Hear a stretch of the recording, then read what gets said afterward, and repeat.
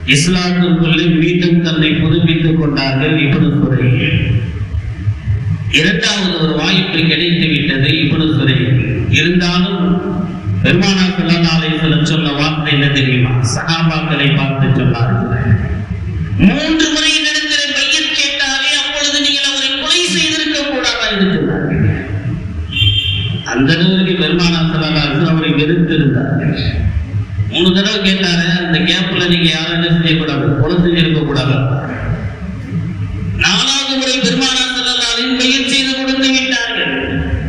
சஹாபாக்கள் கேட்கின்றார்கள், யார சொல்லலாம், நீங்க ஒரு கந்தை சுகிட்டி இருக்க கூடாதா, கந்தை ஜாடையை காட்டி இருக்க கூடாது, நாங்க ஆளை அப்படி தூக்கி இருப்போங்க, தலையை தனியா வெட்டி இருப்போங்க அப்படின்னா ரசூலுல்லாஹ் சொன்னாங்க, நபிமார்கள் கஞ்சாடையை கொண்டு என்ன செய்ய மாட்டார்கள், பேச மாட்டார்கள்.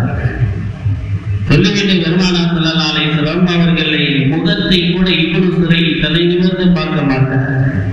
எங்காவது சென்றாலும் சந்திக்கக்கூடிய சூழ்நிலையை சலாம் மட்டும் சொல்லிக் கொண்டு திரும்பி சென்று விடுவார். அவருக்கு ஒரு வருத்தம் நிறைய, நம்ம பல சஹாபாக்களை போல நாம் வாழ முடியவில்லை, இஸ்லாத்திற்குள்ளே நாம் மீண்டும் நம்மளை புதுப்பித்துக் கொண்டு வந்தாலும் கூட நம்மளால் இப்படி வாழ முடியவில்லை என்ற அந்த ஏக்கம் உஸ்மான் ரலியல்லாஹு இடத்திலே சொல்லுகின்றார்கள். உஸ்மான் ரலியல்லாஹு பெருமானார் ஸல்லல்லாஹு அலைஹி வஸல்லம் இடத்திலே மீண்டும் பேசுகின்றார்கள். பேசினதற்கு பின்னால் பெருமானார் ஸல்லல்லாஹு அலைஹி வஸல்லம் மனதில் இருந்து முழுமையாக அந்த கோபத்தினுடைய முழுமையாக அத்தனையும் அகற்றியதற்கு பின்னால் சஜத நிலைக்கு இப்னு சுரைக் வந்து விட்டார். இப்னு சுரைக்குடைய அடுத்த 2வது ஒரு பகுதியாக இப்னு சுரைக்குடைய நடவடிக்கைகள் எல்லாம் அப்படியே மாறி போகின்றது. இப்னு சுரைக் மிக சுறுசுறுப்பாக இஸ்லாத்திலே பல விஷயங்களை செய்ய ஆரம்பித்தார். பல நல்ல விஷயங்களை எல்லாம் உருவாக்க ஆரம்பித்தார்.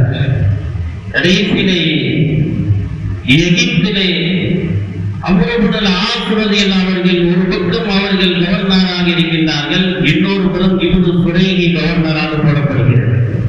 உமர் ரலியல்லாஹு ஆட்சி காலத்திலே அவர்கள் கவர்னராக நியமிக்கப்படுகின்றார்கள் ஒரு பகுதிக்கு. உஸ்மான் ரலியல்லாஹு ஆட்சி காலத்தில் அம்ர் இப்னு ஆஸ் ரலியல்லாஹு அவர்களுக்கு பின்னால் எகிப்தினுடைய முழு மாகாணத்திற்கும் அதனுடைய நாட்டிற்கும் முழுவதும் அவர்கள் தான் இப்னு சுரைக் கவர்னராக ஆக்கப்படுகின்றார். இப்னு சுரைக்குடைய அந்த நிலைப்பாடுகள் மிக